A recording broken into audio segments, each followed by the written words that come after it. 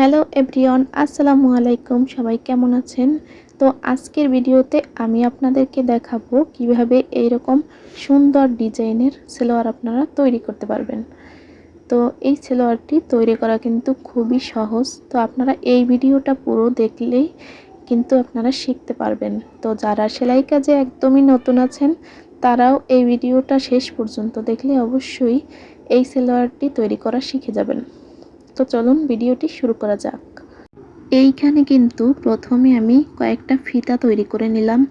তো এখানে কিন্তু ফিতাগুলো কিন্তু একটু চওড়া করে তৈরি করে নিতে হবে। তো এখান থেকে কিন্তু 1 ইঞ্চি পরিমাণ কাপড় কেটে তারপরে এই ফিতাগুলো তৈরি করে নিতে হবে। তো এই ফিতাগুলো আমি এখন ছোট ছোট করে কাটিং করব। তো এখান থেকে কিন্তু প্রত্যেকটা সাইজ নিচ্ছি 1.5 ইঞ্চি করে। তো সবগুলো কিন্তু একই সাইজ হতে হবে। তো ছোট বড় হলে কিন্তু আপনার সালোয়ারটি ভালো হবে না। এখান থেকে কিন্তু আমি সবগুলো কিন্তু একই সাইজে কাটিং করে নিচ্ছি।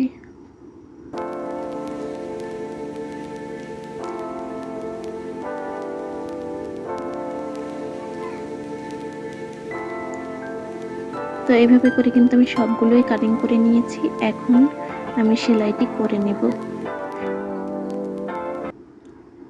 তো এখন কিন্তু এখানে আমি একটি কাগজ কেটে নিয়েছি 1.5 ইঞ্চি পরিমাণ।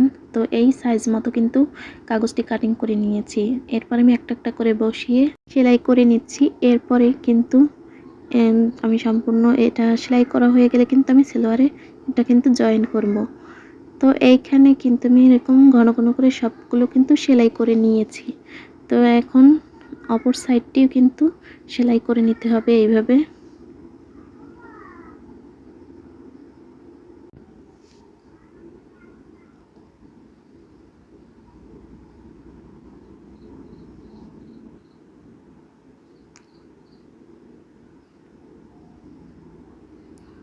এইভাবে করে কিন্তু দুই সাইডই সেলাই দিয়ে সমান করে নিতে হবে। তো এখন আমার এই সেলাইটি করা শেষ।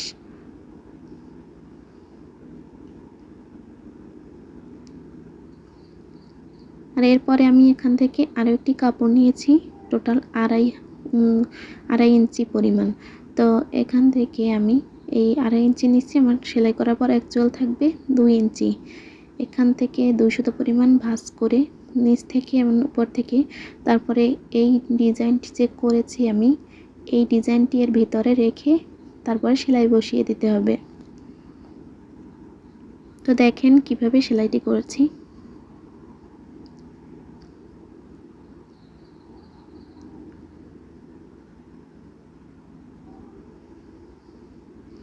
তো এই যে সেলাইটি আমি করে নিলাম। তো এখান থেকে কিন্তু আপনারা একটু হাত দিয়ে ঘষে নিতে পারেন বা আয়রনও করে নিতে পারেন। তো আমি এখন এখান থেকে আমি টোটাল মেপে নিচ্ছি।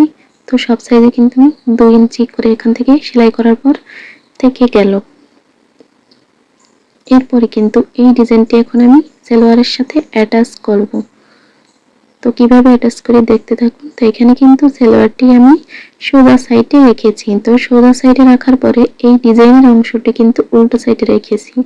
তারপরে কিন্তু এখানে কিছুটা তো 200 পরিমাণে বাড়তি রেখে তারপরে এখান থেকে এই ডিজাইনের উপর দিয়ে একটি সেলাই করে নিচ্ছি।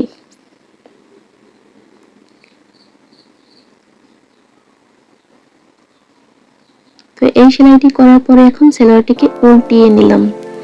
তো উল্টানোর পরে এর উপর থেকে কিন্তু একটি চাপ সেলাই বসিয়ে দিতে হবে।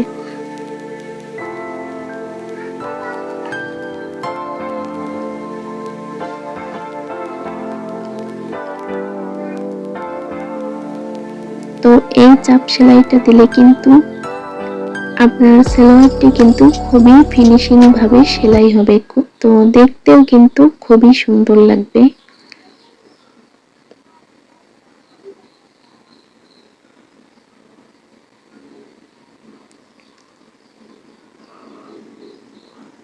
তো এই যে আমার সালোয়ারটি এখন রেডি।